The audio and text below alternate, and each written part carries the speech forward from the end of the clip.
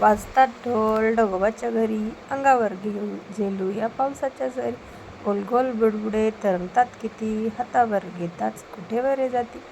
थेंब थेंब टपोरे आकाशातून पडे, जागोजागी भरले डबक्यांचे घडे. झुळझुळ नदीचे वाहते पाणी, पावसात भिजवानी गाऊ त्याची गाणी. या पाठातील यमक जुळणारे शब्द: घरी, सरी, किती, जाती, पडे, घडे, पाणी, गाणी. आता काही कठीण शब्द आहेत, त्यांचे अर्थ: ढगोबा, ढगोबा म्हणजे पावसाचा देव. सरी म्हणजे पावसाच्या धारा. बुडबुडे म्हणजे पाण्याचे असे फुगे. टपोरे गोल आणि सुंदर. डबके पाण्याचे साठे, म्हणजे रस्त्यावर वगैरे जे पाण्याचे खड्डे साठलेले असतात ते.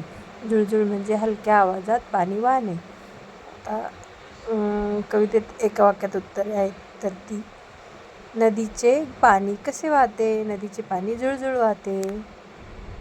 ढोल कोठे वाजत आहे? ढोल ढगोबाच्या घरी वाजत आहे. आकाशातून पडणारे थेंब कसे आहेत? आकाशातून पडणारे थेंब टपोरे आहेत.